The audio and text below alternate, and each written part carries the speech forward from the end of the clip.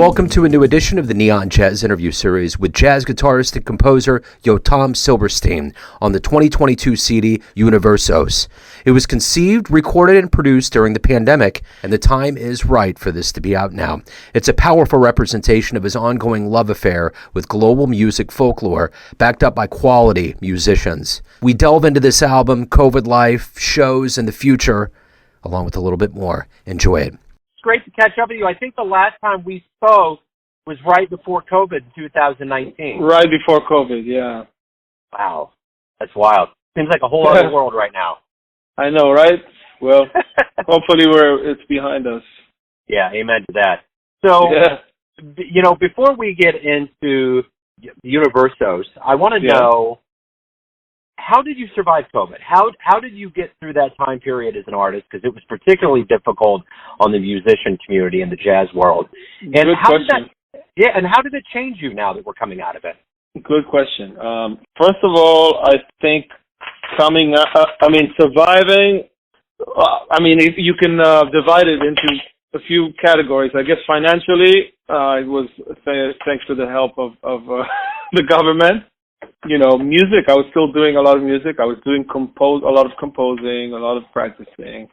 And also, I know we're not talking about the album yet, but this album was, 90% of the music on the album was composed during that time. So that kind of kept me going, and we still rehearsed with the guys, so. And actually we recorded also during, in May 2020, which was pretty intense. I guess that's how I survived. Still, keeping active.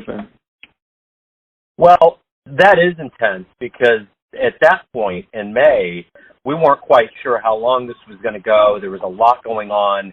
We were in the early goes of it. So, I would imagine that would have been some pretty good therapy at that point to be able to do it. But you held on to this for quite a while. Were you waiting for the right time for it to come out? Good question. I guess, I took my time working on it, mixing and editing. It's a pretty one of my more produced albums, I guess. It's not like the ordinary jazz record for that matter, There's a lot of studio work I did. So, I took my time, worked on it, and, waited for the right moment. So I guess with that in mind, talk to me a little bit about not only what went into this album, but sorry, I made a mistake. I guess it's May 21 it was recorded, not May 20.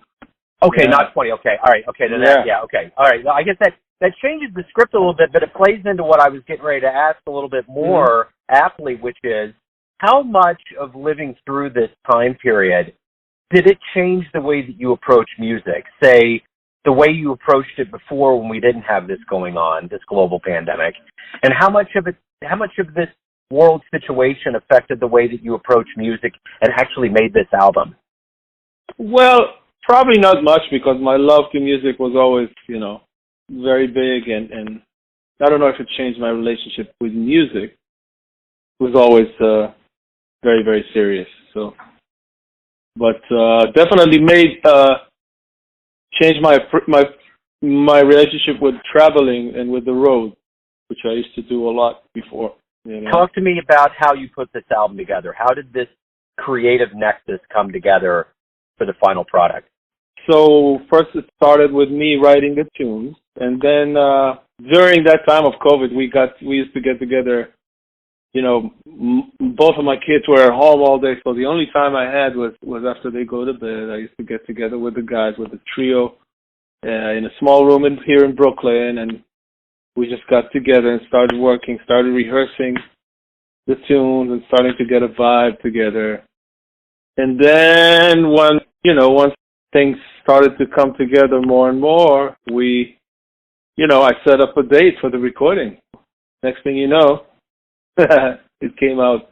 What are you hoping the listener gets from this? What is it that you hope that you've conveyed and that they actually get from this album? Good question. It's like a little glimpse of my world, which is all about the melody and the different cultures that I've been exploring, different styles, different rhythms that I've been digging into in the past years pretty heavily, which you already know, I guess. But yeah, all the different vibes. Each song is like a whole story, I feel. Each tune is like its own world.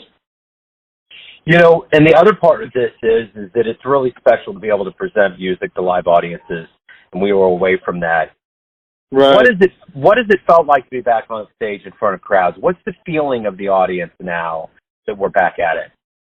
Well, it's great. To me at least, it feels like really, it makes me appreciate it a lot more. And it's definitely the thing that I miss the most is that communication with the audience. Although, thank God we had the internet, and I was very active on the internet during that time. But still, nothing like playing to live people.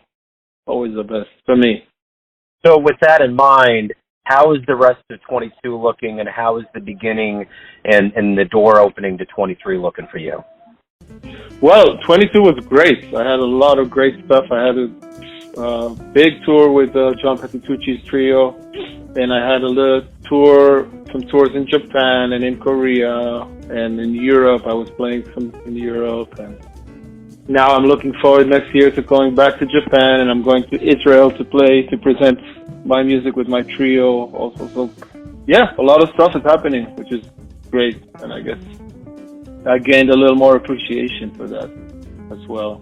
So the brand new album, best place to get it would be Bandcamp, I would presume, and right, it's streaming everywhere.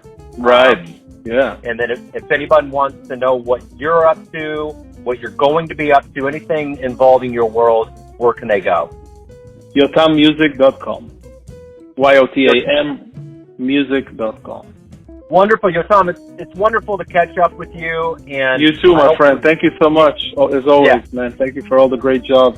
Thanks for listening and tuning in to another Neon Jazz interview, where we give you a bit of insight into the finest cats in New York, Kansas City, and spots all over the world, giving fans all that jazz. And thanks to Yotam for his time, music, and story. If you want to hear more interviews, go to Famous Interviews with Joe Domino on either iTunes or Spotify.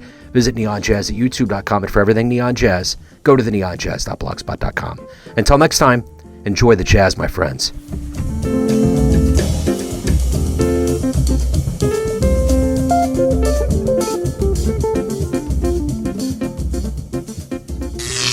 Neon Jazz.